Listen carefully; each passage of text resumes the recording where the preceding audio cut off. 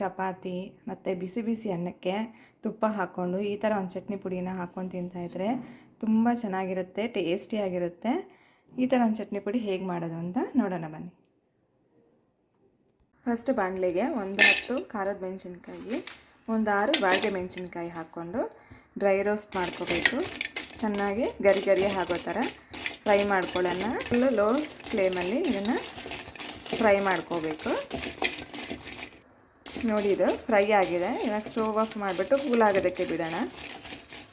ಇದೇ ಬಾಣಲೆಗೆ ಕೊಬ್ಬರಿ ಹಾಕ್ಕೊತಾ ಇದ್ದೀನಿ. ಒಣಕೊಬ್ಬರಿ 1 ಕಪ್ ಇದೆ. ಇದನ್ನು ಚೆನ್ನಾಗಿ ಫ್ರೈ ಮಾಡ್ಕೊಳ್ಳೋಣ. 1 ನಿಮಿಷ ಫ್ರೈ ಮಾಡಿಕೊಂಡ್ರೆ ಸಾಕಿದು. ಸ್ವಲ್ಪ ತೇವಾಂಶ ಇದ್ದರೆ ಹೋಗಲಿ ಅಂತ ಏನಾದ್ರೂ. ನೋಡಿ, ಇದು ಫ್ರೈ ಮಾಡ್ಕೊಂಡಿದ್ದಾಗಿದೆ.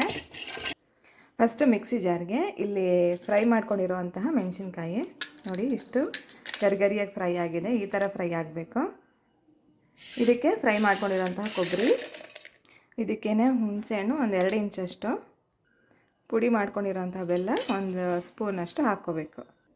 ಇದೆಲ್ಲ ಹಾಕ್ಕೊಳ್ಳೋದಕ್ಕಿಂತ ಮುಂಚೆ ಮಿಕ್ಸಿ ಫುಲ್ಲು ಡ್ರೈ ಆಗಿರಬೇಕು. ಆಮೇಲೆ ಇದು ಹಾಕ್ಕೊಂಡು ಇದನ್ನು ಎಷ್ಟು ಫೈನ್ ಆದರೆ ಅಷ್ಟು ಫೈನ್ ಗ್ರೈಂಡ್ ಮಾಡ್ಕೊಳ್ಳೋಣ. ನೋಡಿ, ಇದು ಈ ಥರ ಫೈನಾಗಿ ಗ್ರೈಂಡ್ ಆಗಿದೆ. ಕೊಬ್ಬರಿ ಹಾಕಿರ್ತೀವಲ್ಲ, ಇಷ್ಟೇ ಗ್ರೈಂಡ್ ಆಗೋದಿದು, ಇದೇ ಫೈನು. ಇವಾಗ ಇದಕ್ಕೆ ಕಡಲೆಪಪ್ಪು ಹಾಕ್ಕೊತಾ ಇದ್ದೀನಿ. ಕಡಲೆಪಪ್ಪು 2 ಕಪ್ ಅಷ್ಟಿದೆ.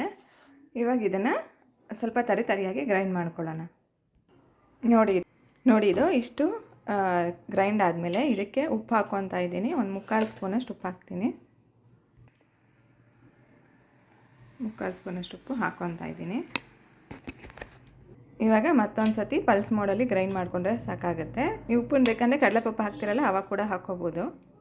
ಈ ಥರ ಗ್ರೈಂಡ್ ಆಗಬೇಕು. ಈ ಥರ ಪೌಡ್ರಾಗಿ ಇಷ್ಟು ತರಿಯಾಗಿ ಗ್ರೈಂಡ್ ಆಗಬೇಕು. ಆವಾಗಲೇ ಚೆನ್ನಾಗಿರೋದು ಟೇಸ್ಟು.